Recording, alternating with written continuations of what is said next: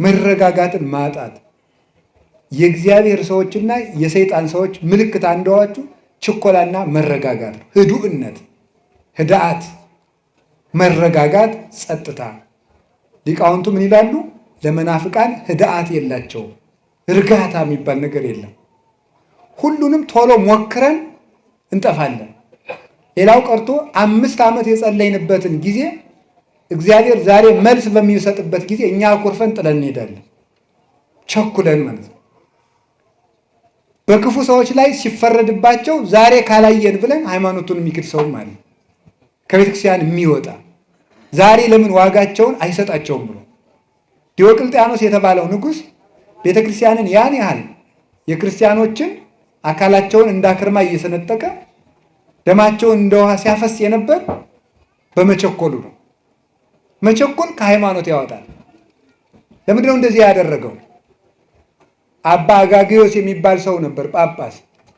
በዘመኑ የነበረው ዲዮቅልጥያኖስ ከፋርስ ንጉሥ ጋር ተዋግቶ የፋርሱን ንጉሥ ልጅ ማርኮ አምጥቶ ለጳጳሱ ለአባ አጋግዮስ ጠብቅልኝ ብሎ ሰጠው። ጠብቅልኝ ብሎ ሲሰጠው ያኛው ንጉሥ መጣና ወርቅ ሰጥቶ ልጁን ይዞት ሄደ። ለጳጳሱ ወርቅ ሰጥቶ ዲዮቅልጥያኖስ ክርስቲያን ነው እኮ መጥቶ ሲጠይቀው ያ ልጅ እሳ ሲለው ሙቶ ቀብሬዋለሁ አለ። በሌላ ጊዜ ጦርነት ተነስቶ የዚያን ንጉሥ ልጅ ዲዮቅልጥያኖስ ማርኮ አምጥቶ ቤት አስቀምጦ ጳጳሱን ያ ልጅ እሳ አለው ሙቶ ቀብሬዋለሁ አለው። ለካ እንዲህ እያሉ እየቀለዱ ነው የሚቀድሱት። እንዲህ እያሉ የቀደሱ ነው ክርስቲያንን የሚሉ። ይሄ ሰውዬ ቅዳሴ ይግባና እግዚአብሔር ካልቀሰፈው እኔ ሃይማኖቴን እክዳለዋል። ቅዳሴ ገባ፣ ቀድሶ ወጣ፣ ምንም አልሆነም። ስለዚህ ይሄ ሰውዬ ዋሽቶ ወርቅ ተቀብሎ ያለውን የለም የሌለውን አለ ብሎ ክዶ ሲቀድስ እግዚአብሔር ካልቀሰፈው የክርስቲያኖች አምላክ ስተት ነው ብሎ አብያተ ክርስቲያናት ይዘጉ፣ የጣዖታት ቤቶች ይከፈቱ ብሎ ያን ያህል ደም እንደ ውሃ ሲያፈስ የነበር በዚህ ምክንያት ነው። ቆይቶ ግን ትንሽ ቢታገስ አባ አጋግዮስ በመላኩ ተቀስፏል። ትዕግስት አጥቶ ግን እሱ ሃይማኖትን ክዶ ቤተክርስቲያን ያን ያህል አሰቃያት ማለት ነው። እግዚአብሔር ደግሞ ኃጢአተኛ ካህንን ቤተ መቅደስ ላይ ወዲያው አይቀስፍም። ለምን? ምዕመናን እንዳይሰናከሉ፣ ቤተ ክርስቲያን የአሕዛብ መሳቂያ እንዳትሆን። አየው ዋጋውን ሲሰጠው እየተባለ ክህነት መሳለቂያ እንዳይሆን። ሳቀ ወስላቀ ላጓሪን እንዳለ ያንድ ካህን መዋረድ ለቤተ ክርስቲያን ውርደት ነው። ያንድ አባት መሰደብ የቤተ ክርስቲያን ስድብ ነው። ለዚያ ብሎ እግዚአብሔር ካህኑን ከነ ኃጢአቱ ይጠብቀዋል። እኛ ግን በመቸኮላችን ምክንያት ቸኩለን እግዚአብሔር ካለ ለምን እነዚህን ጠርጎ ያስወጣቸው ለምን አይገላቸውም ብሎ ቸኩሎ ከቤተክርስቲያን የሚወጣ ሰዋል። ቤተክርስቲያኒቱ ትክክል ስላልሆነች ነው እንጂ የሚሰርቁ የሚያመነዝሩ የሚጠነቁሉ ካህናት ተቀምጠው እግዚአብሔር ዝም ያለ ቤተክርስቲያኒቱ ትክክል ስላልሆነች ነው ብለው መናፍቃኑ ይህንን መሳሪያ ተጠቅመው ቤተክርስቲያንን እግዚአብሔር ትቷታል ብለው ከቤተክርስቲያን የሚያስወጡ ሰዎች አሉ። እንዴት እግዚአብሔር በእነዚህ ካህናት፣ በእነዚህ ዘማውያን፣ በእነዚህ አመንዝራዎች፣ በእነዚህ ዘረኞች አድሮ እንዴት ይኖራል? ቤተክርስቲያኒቱማ ከቀረች ስንት ዓመቷ የሚሉ ሰዎች አሉ። መንደር ለመንደር እየገቡ እንዲህ የሚያደርጉ ግን ቅዱስ ጳውሎስ እንዳለ ወኩሉ ጾሮ ይጸውር። እኔ ራሴ አጋጥሞኛል በእውነት ማለት ነው። ስጋው ደግሞ አልቀበልም በቃ በካህናት ላይ በማየው ችግር ምክንያት እኔ አልቆርብም ያሉ ምዕመናን አጋጥሞኝ ያውቃሉ። ግን ወኩሉ ጾሮ ይጸውር ገላትያ 6 ያለ ሰው ሁሉ የየራሱን ሸክም ይሸከማል። አንድ ንስሐ ልጅ የንስሐ አባቱን መሬት የእኩል ይዞ ሲያርስ የእኩል ይዞ ያርሳል። አንድ ቀን ሲያርግ ወርቅ በድስት ተቀብሮ አገኘ። ለሎሌው ይህ ወርቅ የንስሐ አባታችን ስለሆነ እንካ ወስደህ ስጣቸው ብሎ ሰጠው። እሳቸው ወርቁን ተቀበሉና አይ ይገለኛል፣ ማን ነው ይካፈለኛል ሲሉ ያንን ሎሌውን ገደሉት። ወርቁን መብላት ሌላ ወንጀል ሳያካፍሉ እደግልኝ ብሎ ማካፈል ሲገባ ልጁን መግደል ሌላ ኃጢአት። ይህንን ሲያደርጉ እንግዲህ ይሄንን ይዘው ሲቀድሱ እግዚአብሔር ዝም የሚላቸው ከሆነ እኔ አልቆርብም፣ ቁርባኑ የሚቅር ቅዳሴው የሚቅር ሁሉም የይስሙላ ነው አለ ሰው። በጣም ንጹሕ ምዕመን ስለሆነ እግዚአብሔር በዚህ ምክንያት ከቤተክርስቲያን ወጥቶ እንዲቀር ስላልፈለገ አንድ ቀን በራእይ ተገልጦ መልአኩ ምን አለ? ይሄ ምንጩ የወርቅ የሆነ ውሃው ንጹሕ የሆነ መቅጃው ደግሞ የወርቅ የሆነ በወርቅ ማንኪያ ውሃ እየቀዳ ሰውነቱ እጁ ቁስል የሆነ ሰውዬ እንካ ጠጣ ሲለው ያያል። እኔ አልጠጣም እጸይፈዋለሁ አለ። እንዴ ገንዳው ንጹህ፣ ምንጩ ንጹህ፣ ውሃው ንጹህ፣ ማንኪያው ንጹህ፣ ከቁስሉ ምን አለ ዝም ብለህ ጠጣ አለ። ከዚያ በኋላ ነቅቶ ምን እንዳለ ታውቃላችሁ? ምንጩ ንጹህ ቤተ ክርስቲያን ናት። ውሃው ንጹህ ኢየሱስ ክርስቶስ ነው።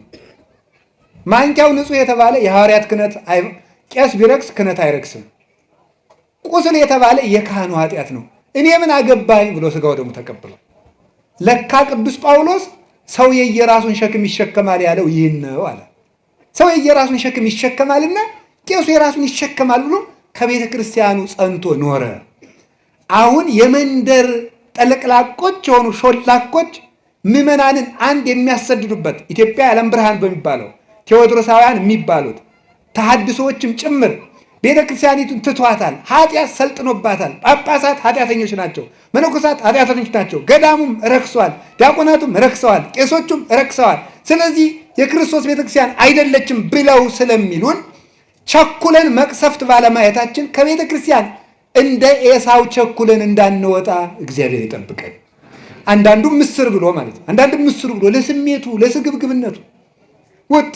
ያዕቆብ ያንን ተግቶ ቢፈልገው አላገኘውም። እዚህ በኋላ ይስሐቅ ልመርቅህ አለው። ና ልመርቅህ አለው። እየሮጠ ሄደ። ሊያድን ሲሄድ ያዕቆብ ቶሎ ብሎ ኤሳው አድኖ እስከሚመጣ ድረስ አርዶ አወራዶ ለአባቱ ሰጠው። የማንን? የኤሳውን ልብስ ለብሶ አይጥጤና ማዛው ለወልድ የጥቀ ጥንቁቀ ከመጼና ገዳም ዘባረኮ እግዚአብሔር እምነጠሉ ለሰማይ ወምነ ስፋህ ለምድር ይኩን በረከትከ። እንዲህ ያለ በረከት ይስጥህ ልጄ ብሎ መረቀው። ፈጥኖ ስለደረሰ ትልቁ ልጁ ሳይደርስ ታናሹ ልጁ አባቱን አስደሰተ። አባ ጊዮርጊስ ዘጋስጫ ኤሳው የአዳም ምሳሌ ነው፣ ይስሐቅ የእግዚአብሔር ምሳሌ ነው። ታላቁ ልጁ ፈጣሪውን አላስደሰተም፣ አዳም ፈጣሪውን አስከፋ። ታናሹ ልጅ የታላቁን ልብስ ለብሶ አባቱን ደስ አሰኘ ማለት የአዳምን ሥጋ ለብሶ ለአባቱ ራሱን የተወደደ መስዋዕት አድርጎ ያቀረበ ክርስቶስ ነው። ከዚያ በኋላ በረከት ለምድር ተሰጠ። የያዕቆብ ልጆች በዚህ 12 ልጆች በያዕቆብ በረከት ተባረኩ። እሱ የትልቁ የታላቅ ወንድሙን ልብስ ለብሶ ለአባቱ ባቀረበው ምግብ ባገኘው በረከት የእሱ ልጆች በረከትን አገኙ። መላው እስራኤል ተባረኩ። ክርስቶስ ለአባቱ ባቀረበው የእኛን ሥጋ ለብሶ ባቀረበው መስዋዕት 12ቱ ሐዋርያት ተባረኩ። በእነሱ በረከት ቤተክርስቲያን ጸንታ ትኖራለች። እግዚአብሔር ለያዕቆብ የሰጠው የበረከት ቀጠሮ በቤተ ክርስቲያን ጸንቶ ይገኛል ይላል ቅዱስ ዮሐንስ አፈወርቅ። በቤተ ክርስቲያን ጸንቶ ይገኛል። ማርና ወተት የምታፈስ ምድር አልሰጠውም። ከሰማይ ጠል ከምድር በረከት ሁሉ አልሰጠውም ለያዕቆብ። ለያዕቆብ የሰጠው በረከቱ ምንድን ነው ከተባለ ቤተ ክርስቲያን ውስጥ የሚገኘው የቤተ ክርስቲያን በረከት ነው። ይህንን በረከት ሰጠው። በኋላ ሊገለው ሲፈልገው ተሰዶ ሄደ። ሂድ ወደዚያ ወደ አጎት ሂድ አለው። ሄደ። መንገድ ላይ ተንተርሶ መንገድ ላይ ሲደርስ መሸበት፣ እንቅልፍ መጣበት። ከመንገድ ዘወር ብሎ ተኛ። እንደተኛ ከተንተራሳት ደንጊያ ላይ መሰላል ከምድር እስከ ሰማይ ተተክላ መላእክት በውስጧ ሲወርዱባት ሲወጡባት ከጫፏ ላይ እግዚአብሔር ተቀምጦባት አየ።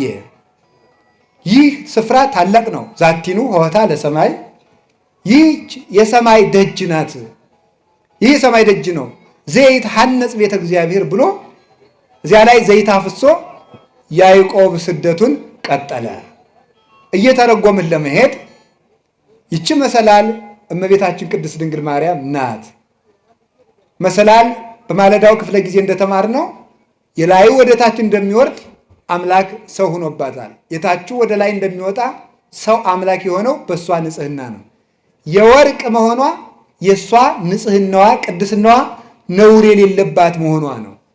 ላይ ጫፏ ላይ ያለው የመሰላሉ ራስ የድንግል ማርያም ሕሊና ነው። እንደምታስታውሱት ቅዱስ ጳውሎስ ምን ይላል? የሴት ሁሉ ራስ ወንድ ነው ይላል። የሴት ሁሉ ራስ ወንድ ነው አይደል እንዴ? አይደለም ነው ባትሉም ነው። የሴት ሁሉ ራስ ወንድ ነው ማለት ምን ማለት? ሴት ልጅ ለሔዋንነት ከደረሰች በሙሉ አይምሯ ወንድ ነው የሚያስብ ማለት ነው። ሌላ አይደለም። የሴት ራሷ ወንድ ነው ማለት ይሄ ነው ማለት አይደለም ነው። ስትለብሱ ራሱ እኮ ወንዶች ስለእናንተ ምን እንደሚያስቡ እያሰባችሁ ነው የምትለብሱት ማለት ነው። ስለዚህ የሴት ራሷ ማን ነው ተባለ? ወንድ ነው ነው ልብሱ። ሴቶች ጌጥ የሚያበዙት ለዚያ ነው። ምንም ነገር የለው። ምንም የታወቀ ነገር እኮ ነው። ስለዚህ የሴት ራሷ ማን ነው? ወንድ ነው። የድንግል ማርያም ራስ ግን እግዚአብሔር ነው ይላል ዮሐንስ ዘደማስቆ። የድንግል ማርያም ራስ ግን እግዚአብሔር ነው። እሱን ብቻ ነበር የምታስበው ማለት ነው ፈጽሞ። ለዚህ ነው እንዘ የአምር ብእሴ ያለችው። ወንድ ሳላውቅ እንዴት ይደረግልኛል ብላ የተናገረችው ለዚህ ነው። ወንድ ሳላውቅ እስከ መጨረሻው የተዘጋ ማኅተመ ድንግልና እስከ መጨረሻው ድረስ እኔ እኮ ወንድ አላውቅም ያለችው በዚህ ነው ድንግልናዋ ጸንታ። እንዲያውም ምን ይላል? እኔ ወንድ አላውቅም ያለችው መናኝ እኮ ነኝ እያለችው ነው ይላል። በድንግልና የምኖር መናኝ ነኝ። እንዲያውም ቅዱስ አትናቴዎስ ሲተረጉም ምንድን ነው የሚለው? ድንግል ማርያም ቤተ መቅደስ በ12 ዓመቷ የገባቸው ይላል። ቤተ መቅደስ የመነኮሳት የበዓታቸው ምሳሌ ነው። ስለዚህ ምን አደረገች ማለት ነው? እሷ ገና ከእናቷ ማኅፀን ጀምሮ ቤተ መቅደስ ገብታ መኖሯ፣ በዚያም ጸንታ መቆይቷ መነኮሳት ከእናታቸው ማኅፀን ጀምረው በድንግልና ጸንተው በበዓት ጸንተው ለመኖራቸው ነው። ስለዚህ ወይነስው ደናግል ድኅሪሃ፣ እሷ ድንግል ትሆናለች። እሷን እየተከተሉ ሌሎች ደናግል ይከተሏታል። የደናግል መመኪያቸው ያሰኛት ይሄ ነው። ፊት አውራሪ የሆነችው በዚህ ምክንያት ነው። ሰማይን የከፈተችው መሰላል እርሷው ናት። ሰማይን የከፈተችው መልአክን ከሰው ጋር ያነጋገረች፣ ሰውን ከመልአክ ጋር ያነጋገረች፣ መልአክ ወደ ሰው ወጣባት። ያዕቆብ ከስሯ የተኛባት ማለት ድንግል ማርያምን ተስፋ እያደረገ መሞቱ ነው። ከስሯ የተኛው ማለት ነው። ለዚህ ነው እኛ ስዕል ስንስል የኢትዮጵያ ቤተክርስቲያን ስዕል ስትስል ዘከመ ተማኅፀንም ይባላል። አታች ላይ የሚተኛ ሰው እያይታችኋል። ከእመቤታችን ስዕል ስር እዚያ ላይ ይተኛል። እመቤታችን እያዩት የተኙ የሞቱ አባቶቻችን ናቸው። ሁሉም ተስፋቸውን ሳያገኙ ሞቱ ያለ ቅዱስ ጳውሎስ። ለዚህ ነው ሁሉም ተስፋቸውን ሳያገኙ ሞቱ። እሷን ተስፋ እያደረጉ ሞቱ፣ አረፉ። ከላዩ ከጫፏ ላይ ያለውን ንጉሥ ተስፋ እያደረጉ ሕያው እግዚአብሔር ነው። መላእክትን ወደ ታች አወርዳ ሰውን መላክን ሰው አድርጋ አንድ ማህበር ወይ ከውኑ አሃደ መርኤተ ለአሐዱ ኖላዊ፣ ለአንድ እረኛ ለክርስቶስ አንድ መንጋ ለመሆን የበቃ ነው በዚያች መሰላል ነው። ይህንን ይዞ ነው ቅዱስ ቄርሎስ እንዲሁ መናፍቅም አንዳንድ ጊዜ ይነሳ፣ እመቤቴ ይነሳ፣ ጥሩ ነው። እንዲሁም ቅዱስ ዮሐንስ አፈወርቅ ይላል መናፍቃን እናመሰግናችኋለን፣ ለእናንተ መልስ ለመስጠት የረሳናቸውን መጻሕፍት ሁሉ እንድንመረምር አድርጋችሁናል ይላል። ጠቀማችሁን፣ እሰይ ኑ ይላችኋል። ኑ እንመልስላችኋለን ይላል። ስለዚህ እነዚህ እና ቅዱስ ቄርሎስ ለንስጥሮስ መልስ ለመስጠት በተሰበሰቡበት ጉባኤ ምን አለ?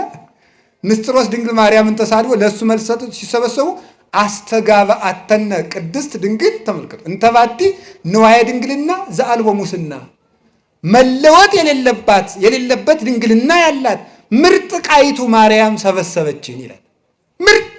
ምርጥ ቃ ይሏችኋል እኮ ውድ ነገር የሚቀመጥበት ነው። እግዚአብሔር ከተቀመጠባት ከድንግል ማርያም በቀር ምርጥ ቃ ማን አለ? ምርጥ ቃይቱ ማርያም አምላክን የያዘች ምርጥ ቃ፣ ውዲቱ ቃ እሷ ናት። በዓለም የማትለወጥ እሷን ነው። ስለዚህ ይህች እመቤታችን የጉባኤያችን እመቤት ናት። ለዚህ ነው ሰላም ለኪ እንዘ ንሰግድ ለኪ ማርያም ምን አስተበቋቂ ማህበረነ ዮም ድንግል ባርኪ ምን ይላል? እዚህ ማህበራችን ባርኪ።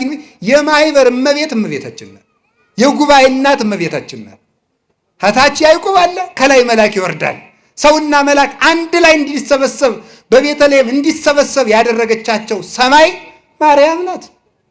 እሷ ናት እመቤታችን።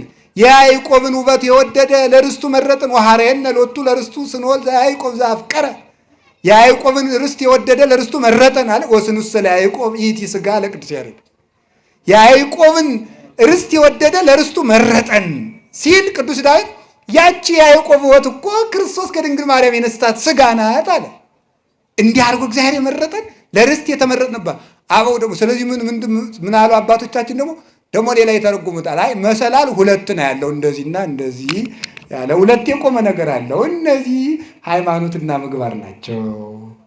ሃይማኖትና ምግባር ናቸው። አማን ላይ ያሉት እርከኖቹ እነ ትሕትና፣ እነ ንጽሕና፣ እነ ቅድስና፣ እነ የዋሃት ናቸው። በዚያ የሚወጡት መላእክት ደግሞ መምህራን ናቸው። ብሉይና አዲስ ናቸው ይላሉ። ሁለቱ እነዚህ ብሉይና አዲስን ቋሚ እንጨት ያደረጉና እነ ትሕትናን እርከን ያደረጉና እነ ፍቅርን እርከን ያደረጉና እነ ንጽሕናን እርከን ያደረጉና በእመቤታችን ምስጢር ከእግዚአብሔር የምስጢር ባሕር ይቀዱና እንደገና በእሷ መሰላልነት አውርደው ምስጢር የሚቀዱ ሊቃውንት እነዚህ ምን ይባላሉ? የሚወጡ የሚወርዱ መላእክት ይባላሉ። እንድንወጣና እንድንወርድ ያበቃችን ማናት? እመቤታችን። ተመልከቱ፣ ምቅዳህ ዘምስጢር ያላት ቅዱስ ያሬድ ለዚህ ነው። የምስጢር መቅጃ አላት። ተመልከቱ፣ ውሃን በምን ይጠጡታል? በመቅጃ። ውሻ ከሆንክ ደግሞ ተጎንብሰህ ትጠጣለህ። ሰው ከሆንክ ግን በመቅጃ ትጠጣለህ። ድንግል ተጎንብሰው የሚጠጡትን ለጦርነት እንዳትወስዳቸው እኮ ነው ያለው። ራስ የጠጣለው የሚለው እኔ በእጁ ሳይሆን ተጎንብሶ የሚጠጣውን እንዳትወስደው ብሎታል ጌዴዎንን። የምስጢር መቅጃዋ እመቤታችን ናት። ቀድተን የጠጣንባት እግዚአብሔር በእኛ መጠን እንዲገለጥ ያደረገችው እርሷ ናት። ያዕቆብ እንደዚያ ተሰዶ ሄደ። ከሄደበት ሀገር ከጉድጓዱ ደረሰ። ጉድጓዱ ሲደርስ እረኞች ተሰብስበው ለትልቅ 60 ሰዎች 50 ሰዎች የሚያነሱት ድንጋይ የተገጠመ የውሃ ጉድጓድ አገኘ። እረኞች ከፍተው እንዳያጠጡ ጨነቃቸው። ምን ይደረግ? በጎቹ ቁለጨለጫሉ። ከዛ በኋላ ምን አደረገ? ያዕቆብ ለምን አታጠጡም አላቸው። አይ ብቻችን አንችልም አለ። ኃያል ነው ያዕቆብ። ብቻውን ያን ድንጋይ ያነሳና አጠጣላቸው። ይህ ያዕቆብ ኢየሱስ ክርስቶስ ነው። የውሃ ጉድጓድ ቤተ ክርስቲያን ናት።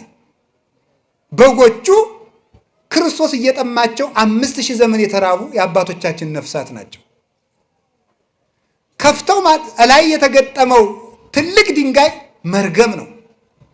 አበውን ተጭኖ የነበረው ከፍተው ማጠጣት አቅቷቸው የሚቁለጨለጩት እረኞች ነቢያት ናቸው። ዓለምን ማዳን ያቃታቸው ተመልከቱ። እስካመ ይመጽእ ዐቢይ ኖላዊ ያለ ቅዱስ ያሬድ ታላቁ እረኛ ክርስቶስ እስከሚመጣ ድረስ እሱ ሲመጣ ከሰተ ዋስተ መሬቶ እሱ መርገሙን አነሳና አጠጣቸው። በወገቡ ታላቁ እረኛ ያለ ተመልከቱ ያለው ያዕቆብ እስኪመጣ ድረስ ሁሉ አልተከፈተም። ክርስቶስ እስኪመጣ ድረስ የምሕረት ይቅርታ አልተሰጠም። እርግማን በላያችን ላይ ነበር። እርግማናችንን አንከባሎ አያችሁ። ልብ በል ጎበዝ፣ እያስተዋላችሁ ነው። እመቤቴ ይውላችሁ የእርግማኑን ድንጋይ ከማንሳቱ በፊት ምን አይቷል? መሰላሏን አይቷል። ክርስቶስ እርግማናችንን አስወገደልን ከማለት በፊት ድንግል ማርያምን መረጣት ማለት ይቀድማል። ለዚህ ነው አባቶቻችን ያዕቆብ ከፍቶ አጠጣ ከማለት በፊት እረኞቹ ይቁለጨለጩ ነበር ማለት ይቀድማል። ይህን ሊቃውንት ምን ብለው ይተረጉሙታል? እንዲህ ብለው ይተረጉሙታል። ምን ብለው? ሰው ይላሉ አባቶች፣ ሰው ከነገረ ክርስቶስ አስቀድሞ ነገረ ማርያምን መማር አለበት። ከነገረ ማርያም አስቀድሞ ትንቢተ ነቢያትን መማር አለበት ያሉ ለዚህ ነው። ይህን ያላወቀ ሰው ከክርስቶስ መድረስ ፈጽሞ አይችለው። መሰላሊቱን ሳታይ ጉድጓዱ እንዴት ብለህ ትደርሳለህ? ድንግል ማርያምን ትተህ ያዕቆብ ከከፈተው ጉድጓድ መጠጣት አትችልም። መሰላሏን ሳታይ አይቻልም። ይሄ ቅደም ተከተል የክርስቶስ የሥጋዌ ጎዳና ነው። ከዚያ በኋላ ሄደ። ራሔል እየሮጠች መጣች። ደግሞ አያችሁ ነው ከጉድጓዱ ራሔል እየሮጠች መጣች። አንቺ የማን ነሽ? እኔማ የላባ ነኝ። ወንድሜ ነው ይሄ ሳላት ወንድሜ ነው ይሄ። ከዚያ በኋላ አብሯት ገባ።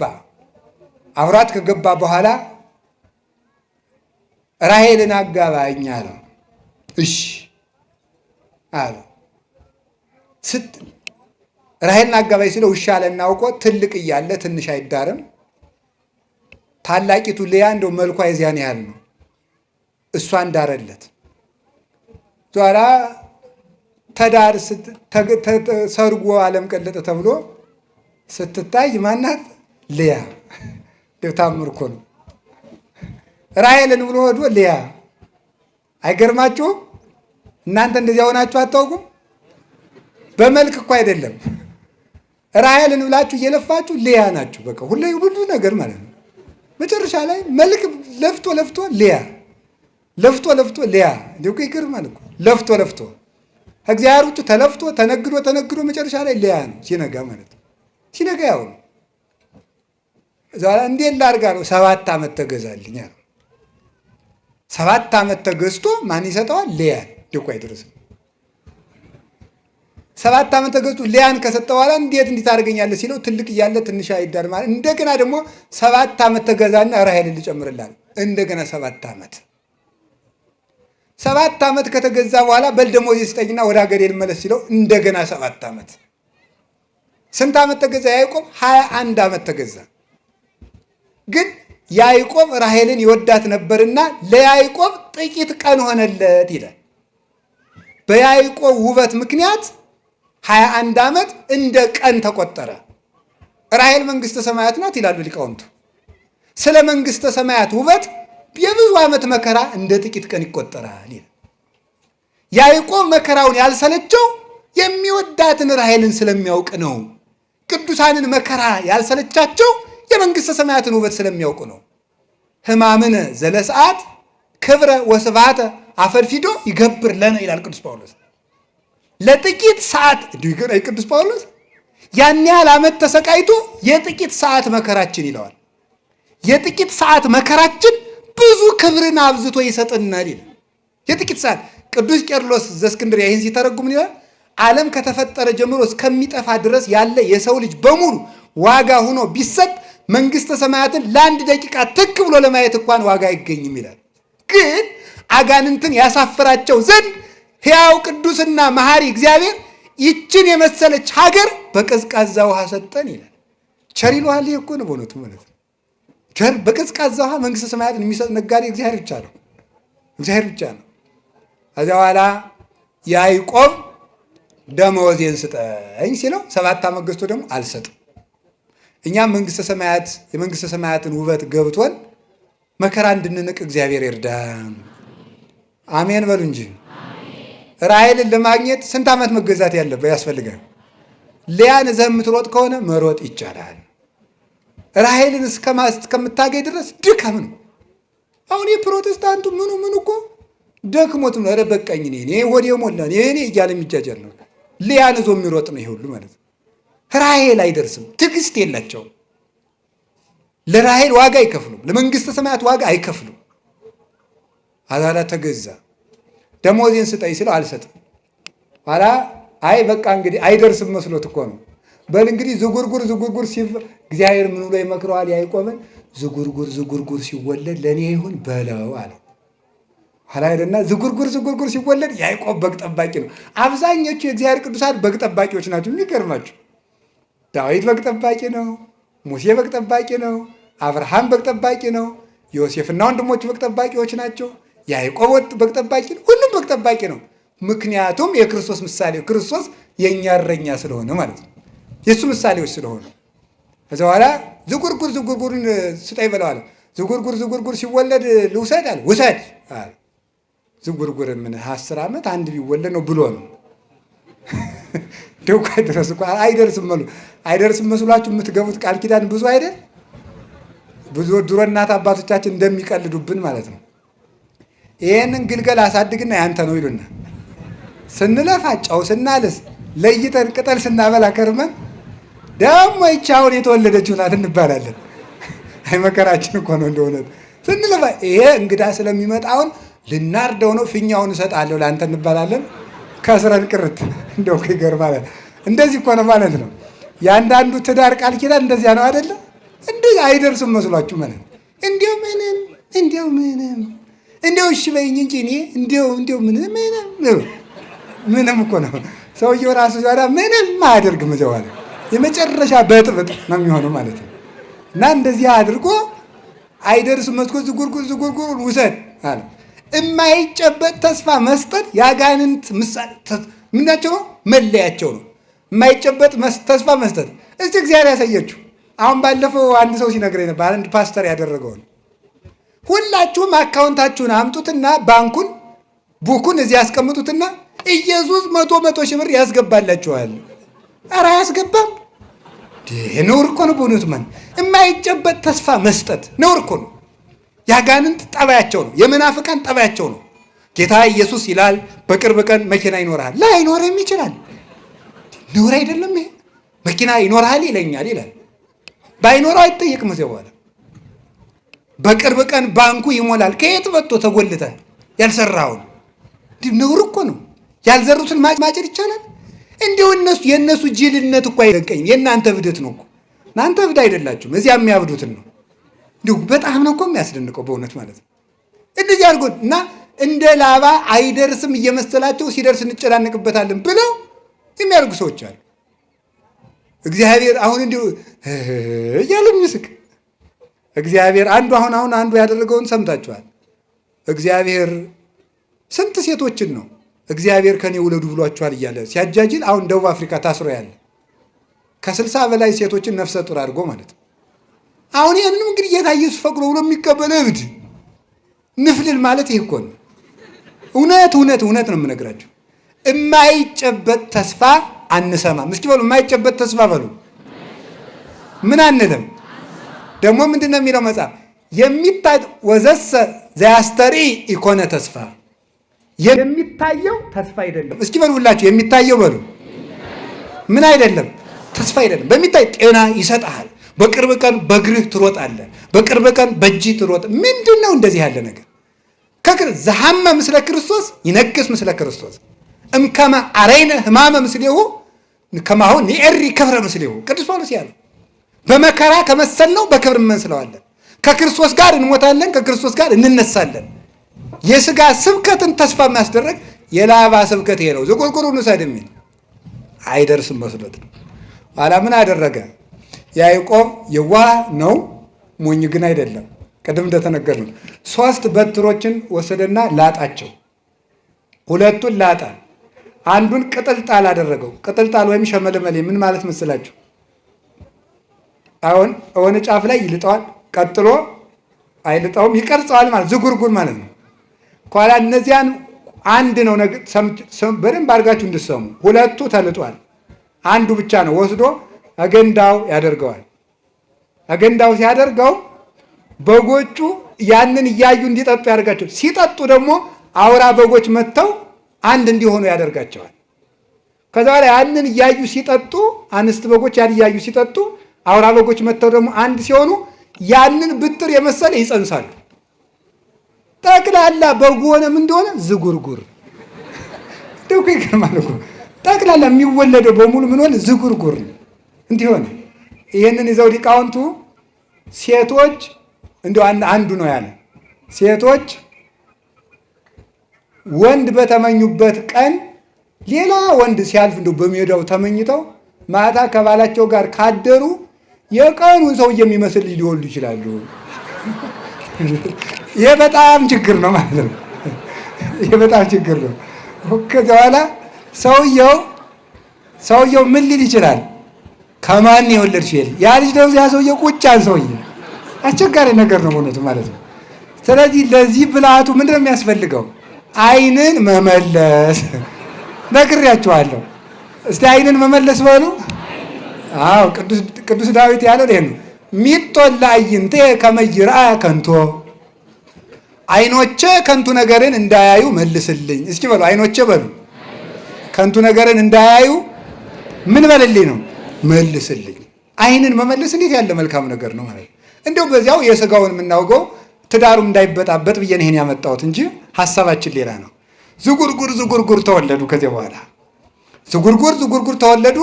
ከዚያ በኋላ ምልክት ያላቸው በጎች በሙሉ የማን ሆኑ?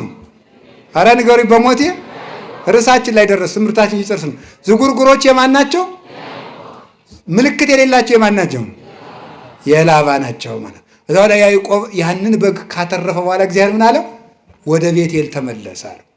ተመለስ እንግዲህ ከአንተን ወደ ተግድሮ ለአንተ ወደ ተገለጥኩበት አባትህ አብርሃምን ከካራን ከካላውዲዮን አውጥቼ በመስዋዕት መሰዊያው ላይ በተገለጥኩበት ለአንተ በታየውበት ለአንተ በተገለጥኩበት ለአባትህ ለይስሐቅ በታየውበት የወርቂቱን መሰላል ወዳየባት ወደ ቤቴል በጎችና ቤተሰብን በሙሉ ይዘህ ውጣ አለው። አባታችን ያዕቆብ ብዙ ነፍስ ሆኖ ዘመድ አፍርቶ ልጆቹን ይዞ በጎችን አስከትሎ በጣም ብዙ ሺህ በጎችን ይዞ ወደ ቤቴል ተመለሰ። እኛንም ሁላችንንም ይመልሰን እግዚአብሔር።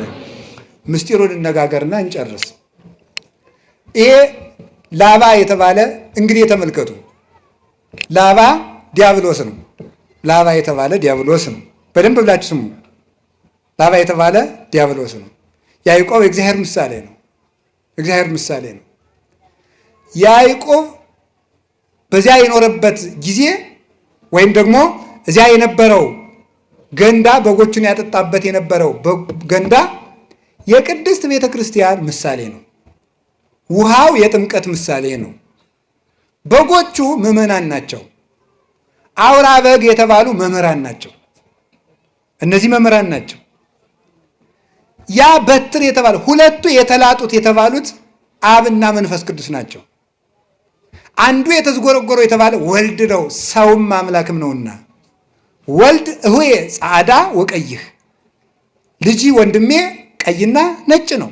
ማቴዎስ መኃልየ 5:8 ላይ ልጅ ወንድሜ ቀይም ነጭም ነው፣ አምላክም ሰውም ነው። አምላክም ሰውም ነው። ዝጉርጉር የተባለ እሱ ነው። እሱን እያሳየ ያጠጣቸው ነበር ማለት ክርስቶስን እያስተማሩ ያጠምቋቸዋል ማለት ነው።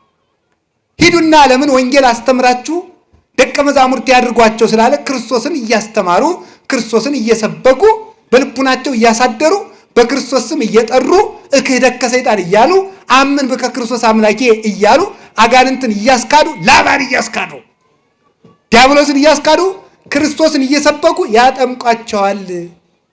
በጎቹ ተመልከቱ፣ በጎቹ ምን ይጸንሳሉ ሲባል ዝጉርጉር ዝጉርጉር በትሩን የመሰለ ይጸንሳሉ ማለት ክርስቲያኖች ከቤተ ክርስቲያን ክርስቶስን እየመሰሉ ይወለዳሉ ማለት ነው። ክርስቶስን እየመሰሉ ይወለዳሉ ማለት ነው። ክርስቲያኖች ምልክት አላቸው ማለት ክርስቲያኖች ሲያዩአቸው ክርስቶስን ይመስላሉ ማለት ነው። ክርስቶስን ይመስላሉ ማለት ነው። ከቃሉ ጋር ናችሁ? ክርስቶስን ለመምሰል ያብቃል። ሊቃውንት ደግሞ መልሰው ምን ይላሉ?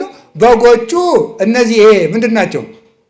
አውራ በጎቹ መምህራን፣ በትሩ ኢየሱስ ክርስቶስ፣ ውሃው ጥምቀት ትምህርት፣ ምዕመናን እና በጎቹ ዝጉርጉር ዝጉርጉር መጽነሳቸው የክርስቶስን ትምህርት ሰምተው በልቡናቸው የማሳደራቸው ነው።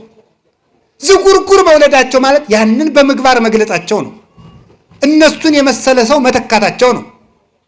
እንጦንስ፣ መቃርስ፣ መቃርስ፣ ጳኩሚስ፣ ጳኩሚስ፣ ቴዎድሮስ፣ አረጋዊ፣ ዮሐኒ፣ ተክለ ሃይማኖትን መውለድ ማለት ነው። ይህንን ማድረግ መቻል ማለት ዝጉርጉር አይቶ ዝጉርጉር መጽነስ ማለት ክርስቶስን መስሎ ኑሮ ክርስቶስን የመሰለ ልጅ መተካት ማለት ነው። መምህራንን መተካት ሐዋርያትም ጴጥሮስ ቀሌምንጦስን፣ ጳውሎስ ጢሞቴዎስን፣ ዮሐንስ አግናጢዎስ ፖሊካርፐስን መተካት ማለት ነው። ማስመሰል ማለት ይሄ ነው። በትዳር አስመስሎ መተካት፣ በወንጌል አስመስሎ መተካት፣ በመነኮሳት አስመስሎ መተካት፣ በቤቱና አስመስሎ መተካት ጳውሊ እና አርሳኔዎስን እንደተካው ማለት ነው። እንዲያር የሚያደርጉ ምን ይባላሉ? የያዕቆብ በጎች። ለዚህ ሁሉ መድኃኒቱ አውራዎቹ ናቸው ማለት መምህራን ናቸው። ዓለምን ብጥብጥ የሚያደርጓቸው ያለ አውራ በግ መጽነስ የምትችል በግ እንደሌለች ያለ መምህር ምግባር መስራት የሚችል ምዕመን የለም። ሳይማሩ የሚያገቡ ሰዎች፣ ሳይማሩ የሚመነኩሱ ሰዎች ብጥብጥ የሚያደርጉ እየሮጠ ሄድና መመንኮስ፣ እየሮጠ ሄድና ደግሞ ዘግቻለሁ ማለት ሰይጣን ሲያጨናንቀው እንዲሁ እኮ እናንተ አንድ ወር ፑሻፕ ሳትሰራ ኮማንዶ መሆን ትችላለህ? ነውር አይደለም ወይ? ነውር እኮ ነው ይሄ ማለት ነው። አየር ወለድልውን እንዴ ብለን የምትሆነው እንዲሁ እኮ አይደረስ ነው። ደረትህ እንደገረረ አጥንትህ እንደደረቀ ማሰሪያ ሳይፈታ ምን ብለህ ነው ኮማንዶ የምትሆን? ሞኝ አረም ነቀላ መሰለ እንዴ? አይኮንም። እንደዚህ ውስጥ ሁሉ ዝም ብሎ ብድግ እየሮጡ ሄዶ ሰው ዘግቼ ነው የምጸልይ ከሰይጣን ጋር ደረት ለደረት ውረት እንውረድ ይቻላል? አይቻልም። ደርሶ እየሮጡ ሄዶ መዝጋት ደግሞ ደርሶ ከፍቶ መሮጥ በቅቻለሁ ማለት ነው። ይሄ ነው ደርሶ መዝጋት፣ ደርሶ መክፈት ማለት ነው። ደርሶ ማግባት፣ ደርሶ መፋታት። ይሄ ነው ችግሩ። ተምሮ መግባት። አሁን እንደው ስታገቡ ምን እያረጋችሁ እንደሆነ ይገባችሁ? ምን እያረጋችሁ እንደሆነ እኮ አይገባችሁ። አሁን ሚስት ቤተክርስቲያን እንደሆነች የሚያውቃለ? ባል ክርስቶስ እንደሆነ የሚገባው አለ? ለባሏ ስትታዘዝ ለክርስቶስ እንደምትታዘዝ የምትቆጥር ሴት አለች? ባሏን ስትንቅ ክርስቶስ እንደምትንቅ የሚገባት ሴት አለች? ሚስቱን ሲያቃልል ቤተክርስቲያንን እንደሚንቅ የሚገባው ሰው አለ? የለም። ባልና ሚስት ሲፋቱ ክርስቶስና ቤተክርስቲያን ተለያዩ ብሎ እንደ ካደ እንደሚቆጠርበት የሚረዳ ሰው አለ? የለም። የማያውቁ ስለዚህ ያለ አውራ በጎች የጸነሱ ዝጉርጉር የሌላቸው ክርስቶስን የማይመስሉ ምዕመናን ክርስቶስን የማይመስል ትዳር፣ ክርስቶስን የማይመስል ገዳም፣ ክርስቶስን የማይመስል ቤተ ክህነት፣ ክርስቶስን የማይመስል ንግድ፣ ክርስቶስን የማይመስል ንግግር፣ ክርስቶስን የማይመስል ስልጣን፣ ክርስቶስን የማይመስል አለባበስ፣ ሁለንተናችን ክርስቶስን የሚመስል ምልክት የለንም። መድኃኔዓለም ምልክት እንዲኖረን ያደርገን።